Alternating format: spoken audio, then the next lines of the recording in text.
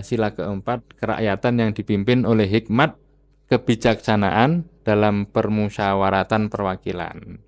Nah, ini implementasi yang mungkin sudah diterapkan oleh KPU dengan demokrasi deliberatif.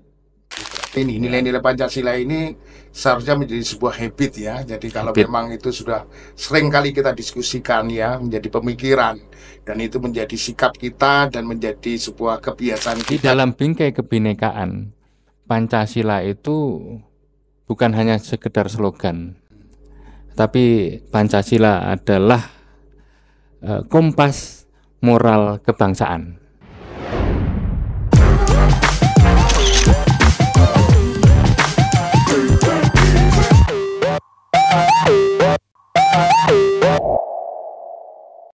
Halo teman pemilih dimanapun Anda berada, berjumpa lagi dengan KPU Boyolali Podcast pada episode ke-11. Assalamualaikum warahmatullahi wabarakatuh. Waalaikumsalam warahmatullahi wabarakatuh. Selamat pagi, salam sejahtera bagi kita sekalian. Salam, Om Swastiastu, Namo Buddhaya, salam kebajikan, Rahayu, Merdeka. Pada kesempatan kali ini bertepatan dengan hari kelahiran Pancasila, yaitu 1 Juni tahun 2025. Sehingga kita mengambil tema pada podcast kali ini adalah Pemilu dan Pancasila, menjaga persatuan dalam perbedaan pemilihan. Nah, untuk narasumber, kita hadirkan salah satu tokoh yang masih muda. Beliau kebetulan dosen dan sekaligus menjadi ketua program di AFI, yaitu Akidah dan Filsafat Islam di salah satu universitas di Surakarta, yaitu di UIN Raden Mas Said di Surakarta.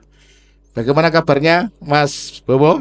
Alhamdulillah baik, sehat. Alhamdulillah. Mas Kris Bowo asli Surakarta atau aslinya Magelang? Aslinya Magelang.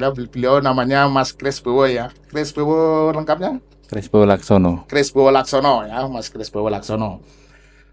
Gimana kabarnya Mas? Alhamdulillah sehat. Alhamdulillah sehat ya. Ini semangat bahagia. Iya, semangat bahagia. Ini berarti kesibukannya banyak ngajar dan ngajar ya, iya. Kuliah gitu. Ada kegiatan lain barangkali selain di sebagai pengajar? Selain pengajar ya kita kebetulan kita punya lembaga. Iya.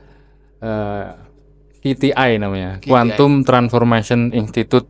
Quantum Transformation Institute. Ya, jadi yayasan jadi pelayanan kepada masyarakat ya. Yang luarannya adalah bermacam-macam. Jadi terkait psikologi, terkait self development dan lain sebagainya. Wah, jadi non-profit. Jadi luar biasa ya Pak Bowo ini. Selain sebagai pengajar, beliau juga sebagai aktivis ya, kaitannya dengan kepedulian terhadap masyarakat. Oke, kaitannya dengan tema kali ini, Mas Bowo,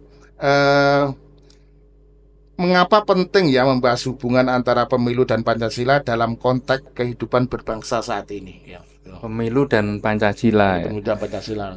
Jadi ketika ada dua kata pemilu dan Pancasila, ini sebenarnya adalah dua pondasi utama bagi berlangsungnya demokrasi dan keutuhan bangsa Indonesia. Karena kenapa ini penting untuk digaungkan, untuk kita selalu up?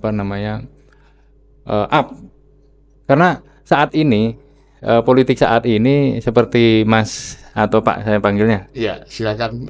Bisa Mas, bisa Om. Om. Jadi sekarang kan banyak polarisasi politik, kemudian adanya hoax, kemudian ujaran kebencian dan lain sebagainya.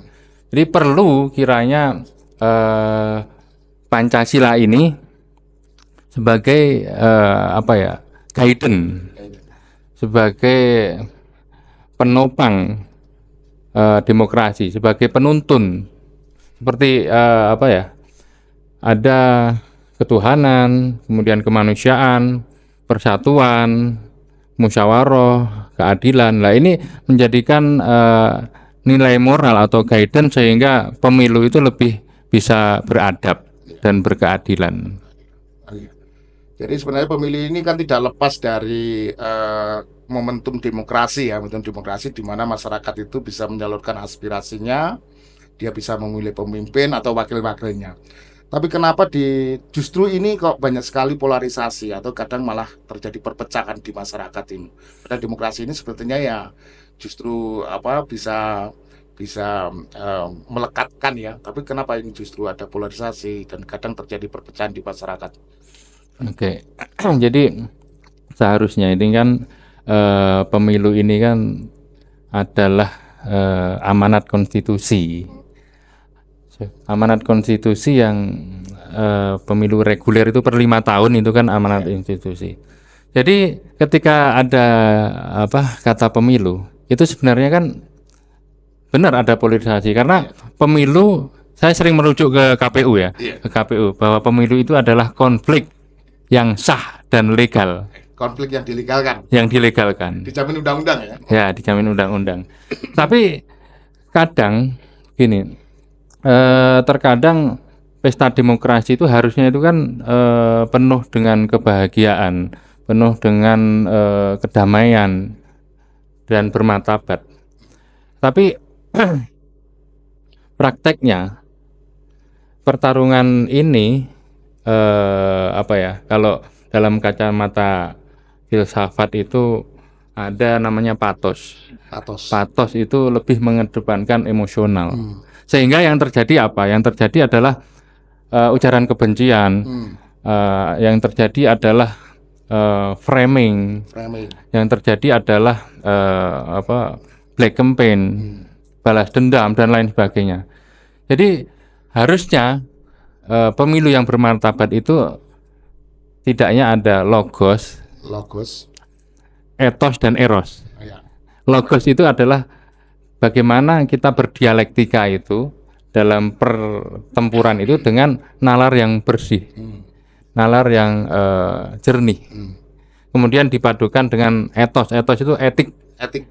Ya, etik yang bermoral, yang beradab, seperti tertanam dalam nilai-nilai Pancasila itu kan kita harus beradab. Dan juga eros. Eros itu cinta.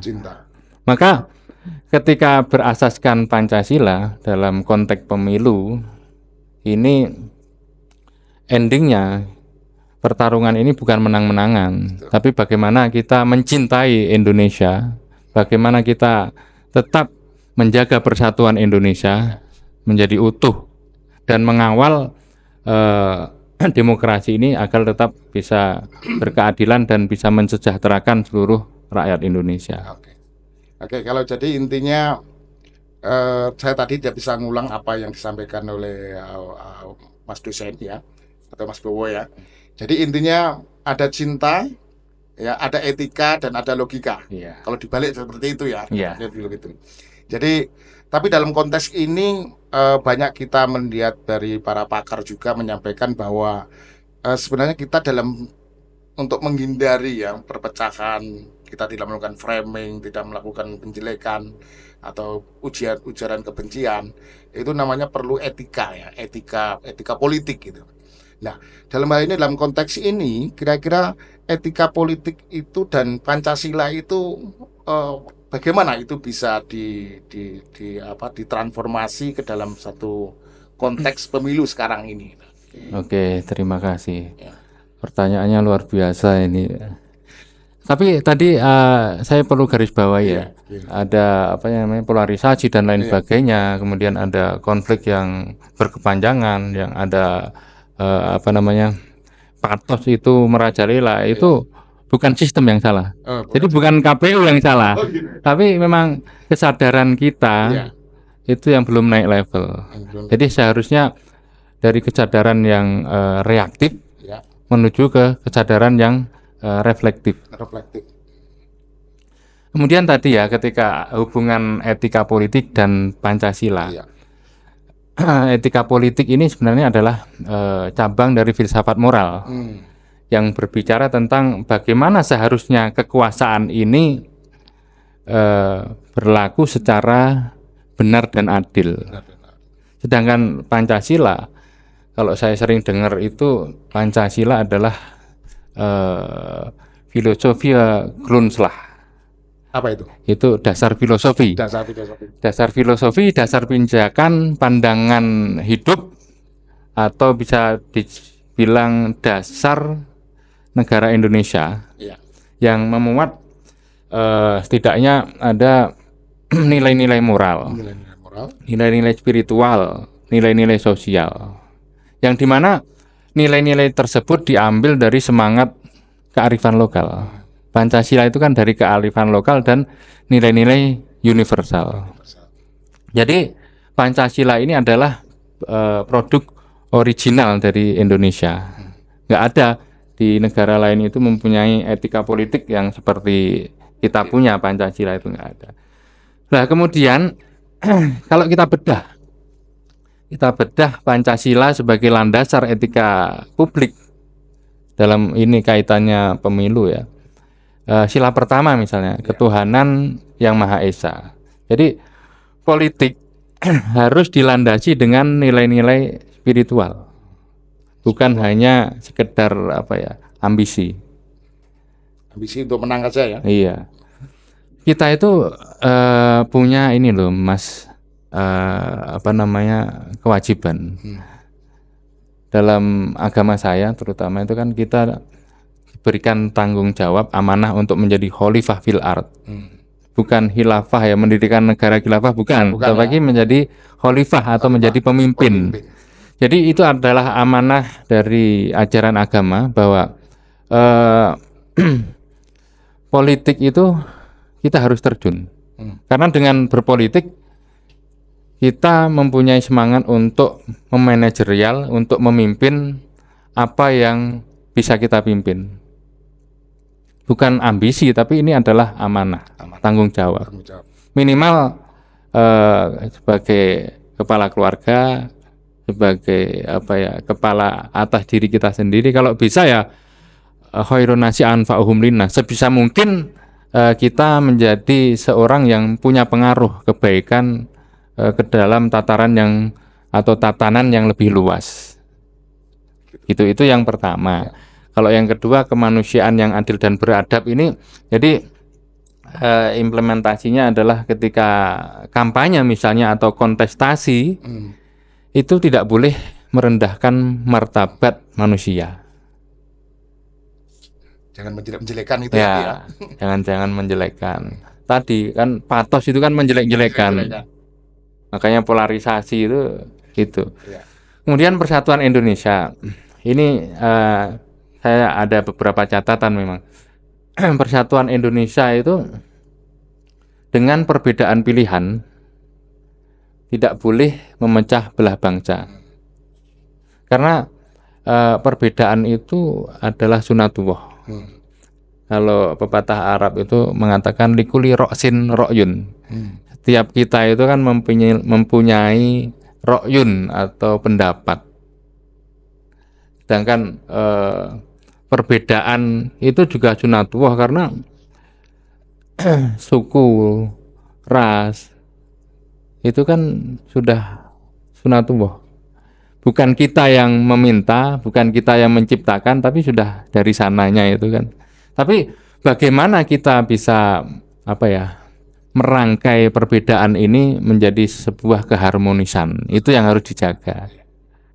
Kemudian yang keempat ini sila keempat, kerakyatan yang dipimpin oleh hikmat kebijaksanaan dalam permusyawaratan perwakilan. Nah ini implementasi yang mungkin sudah diterapkan oleh KPU dengan demokrasi deliberatif. Ya, jadi musyawarah yang besar. Pemilu ini kan musyawarah yang besar, yang terbuka, rasional dan sangat rasional dan bisa dipertanggungjawabkan secara moral. Itu yang keempat. Kemudian yang kelima adalah keadilan bagi seluruh rakyat Indonesia. Politik seharusnya berpihak pada kesejahteraan rakyat, bukan kesejahteraan elit. Ya. Jadi kalau saya rangkai ya dari pertanyaan tadi, etika politik Pancasila ini mengajarkan bahwa kekuasaan itu harus digunakan untuk mengabdi, bukan untuk menguasai. Mengabdi ya. Ya, Intinya di sana. ya, kekuasaan digunakan untuk mengabdi, bukan untuk menguasai. Bedanya apa itu mengabdi sama menguasai tadi? Kan inamal a'malu binniyat. Oh. Nah, setiap tindakan itu tergantung niatnya. Ketika mengabdi itu kan kita totalitas, tanpa pamrih, mengesampingkan ego pribadi dan mengutamakan kepentingan umum, publik. Tapi ketika menguasai, itu ego itu muncul. Oh. Iya, kadang ego muncul. Jadi begitu. Iya. Tapi kalau mengabdi tidak menguasai ya susah juga gitu. Iya. Tapi intinya menguasai, bagaimana inti dari menguasai itu adalah untuk mengabdi. Pengabdian. Gitu. Ya.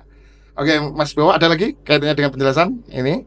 Kalau tidak ada, saya lanjut kaitannya dengan ini ya. Kaitannya dengan ini kan banyak sekali ya nilai-nilai dari Pancasila itu yang sebenarnya kita perlu pahami lebih dalam ya, lebih dalam. Kalau di zaman saya dulu di era 80-an atau kemarin waktu saya tahun 90-an itu jadi masuk mahasiswa baru, itu ada penataran namanya P4. Oh, P4. Itu 100 jam gitu, 100 jam. Nah itu di sana sekali banyak sekali ya dikaji kaitan dengan butir-butir Pancasila dan sebagainya. Meskipun sekarang ini kalau ditanya saya juga sudah lupa. Tapi mudah-mudahan itu nilai-nilai itu ada di dalam diri saya dan juga seangkatan saya waktu itu. Nah, tapi melihat sekarang ini kelihatannya Pancasila hanya sebuah pajangan atau bahkan itu ya kalau enggak hanya dihafal ya, dihafal.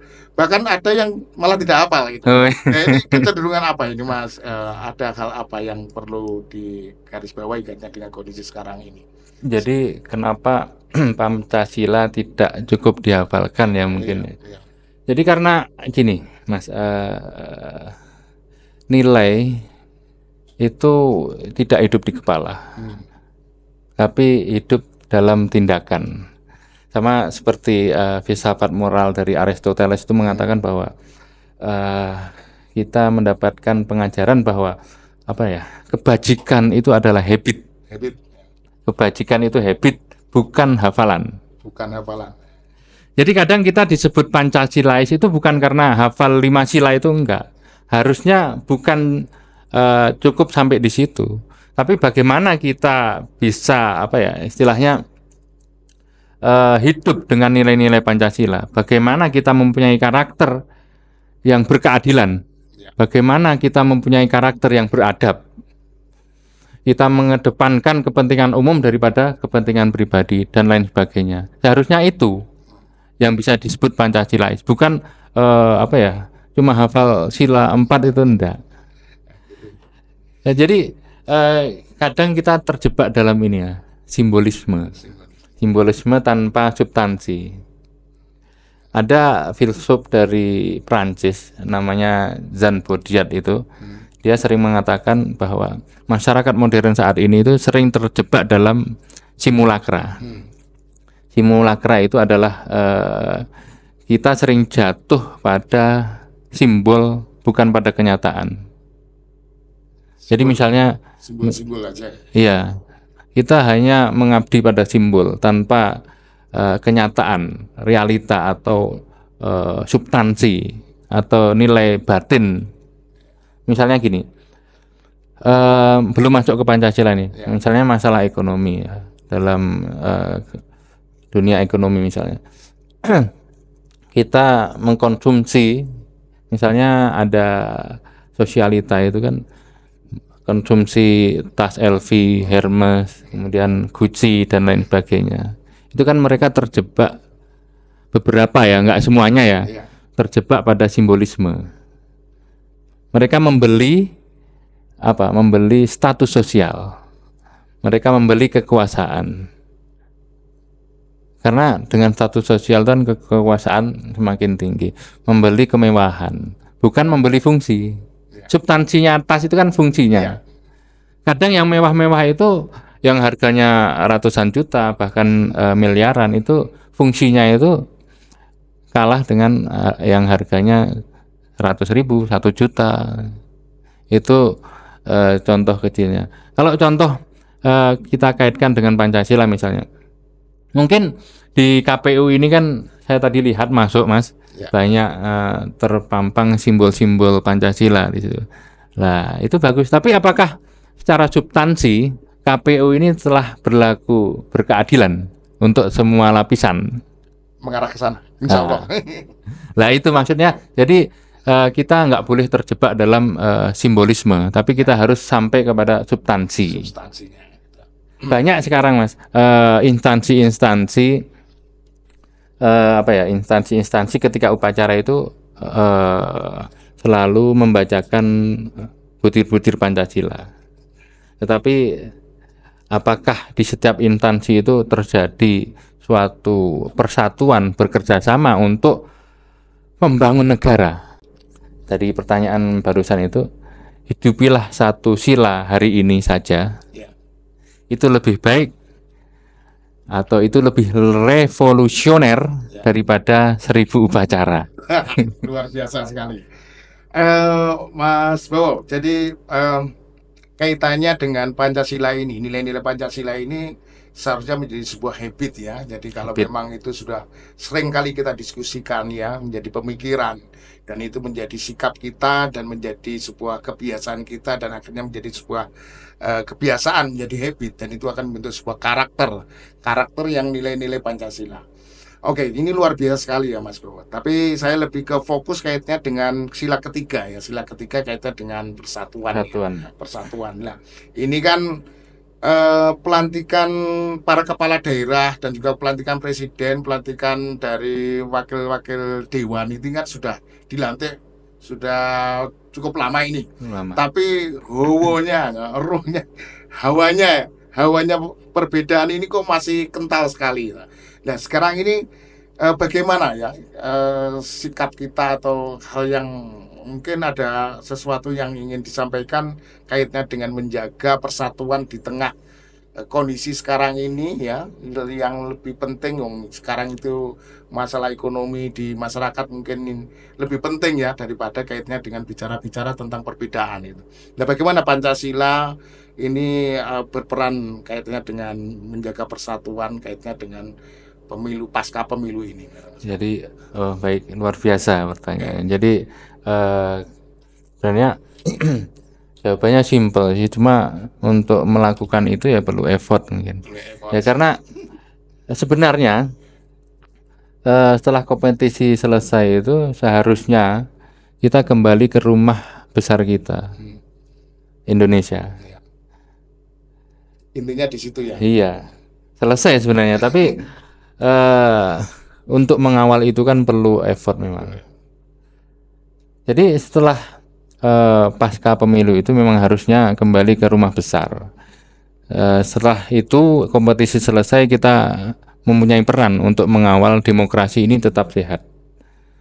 Mungkin ada oposisi, mungkin ada kritik, mungkin ada perbedaan pendapat, tidak setuju akan kebijakan, itu hal yang wajar. Dan itu memang harus disuarakan, disuarakan, dan penguasa atau kekuasaan tidak boleh menebang itu. Karena kalau itu ditebang, demokrasi nggak sehat. Dan itu dijamin oleh undang-undang. Ya, dijamin oleh undang-undang. Jadi saya ada cerita ini Mas. Gimana? Untuk apa tadi menetralkan persatuan. Jadi kita itu harusnya seperti nonton final sepak bola. Saya dan jenengan itu berangkat bareng. Walaupun jago kita itu berbeda ya. Kita nonton bareng, jago Anda misalkan Barcelona, saya Real Madrid. Misalnya. Sama betulan. Ya? Betulan itu saya. Oh ya. Kita punya jago masing-masing, dan setiap jago kita karena berbeda kan pasti ada yang menang, ada yang kalah. Dan kebetulan yang menang Real Madrid nih. Kelihatannya berkah ini yang menang ya kemarin ya. Tapi setelah peluit panjang, pertarungan selesai, kompetisi selesai, itu ada menang dan kalah. Tapi kita kan tetap pulang bersama. Betul sekali. Kita tetap satu tribun Indonesia. Tribun Indonesia. Ya begitu. Jadi semangat pulang bersama satu tribun ini luar biasa Mas Boyo. Jadi kalau begitu kelihatannya perbedaan tidak merupakan suatu masalah ya. Jadi Bukan. perbedaan bukanlah suatu ancaman ya. Nah, ini bisa dipahami oleh kita semuanya kaitannya dengan hal itu. Dan kira-kira contoh atau tadi itu merupakan sebuah contoh ya, Iya. contoh konkret dari bahwa perbedaan itu suatu ancaman. Mungkin kalau ada hal contoh yang lebih konkret lagi di masyarakat, kalau saya juga cukup konkret tadi kaitannya dengan itu. Ada contoh di masyarakat yang bisa dipahami lebih detail, barangkali bisa disampaikan tentang hal ini. Oke. Jadi salah satu syarat masyarakat yang adil ini adalah mengakomodasi pluralitas atau nilai-nilai pluralitas. Nilai-nilai Ya, prioritas. itu masyarakat yang adil dan sehat seperti itu. Jadi mengakomodir pluralitas dan pandangan hidup yang berbeda-beda. Kaitannya dengan ini, contoh konkretnya itu saya mengutip dari Gus Dur. Ya. Dengan adanya pluralitas perbedaan apapun, itu setidaknya kita memiliki 3 variabel. Yang pertama itu plural in mind. Jadi Well, in mind. dalam pikiran. Jadi bahwa perbedaan itu adalah sunatullah. Perbedaan itu sudah dari sananya. Bukan kita yang menciptakan, tapi sudah skenario dasar. Skenario Tuhan ya. Iya. Maka ketika itu adalah skenario, ketika itu adalah sunatullah, setelah tadi plural in mind, maka yang kedua adalah plural in attitude.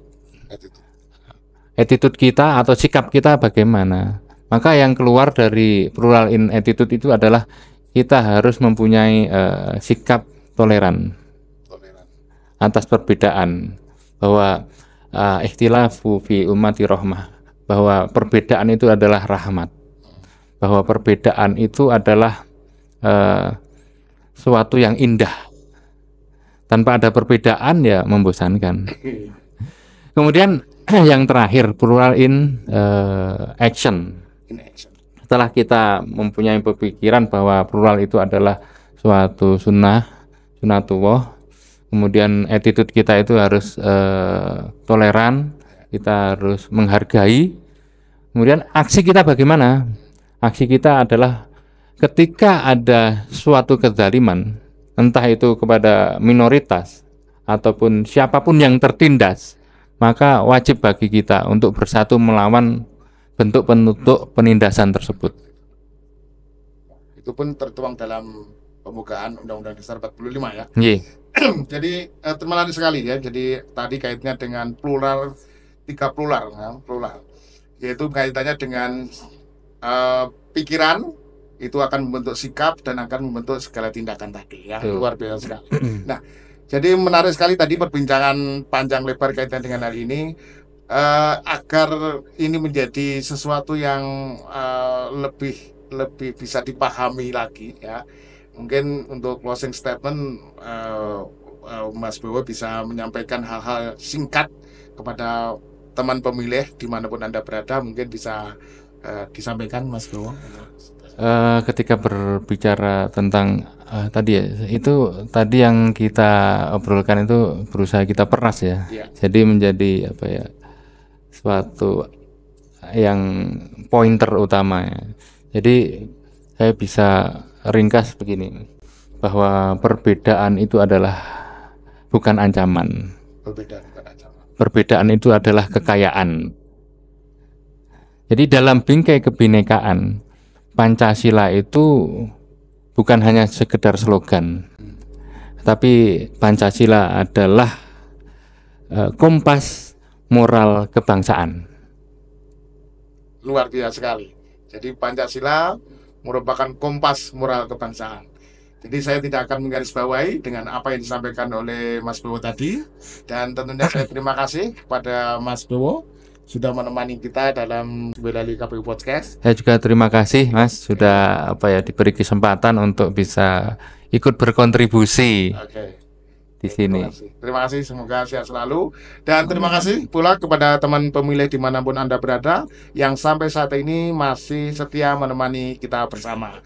Berjumpa lagi dalam episode KPU Boyolali Podcast pada episode ke-12. Terima kasih.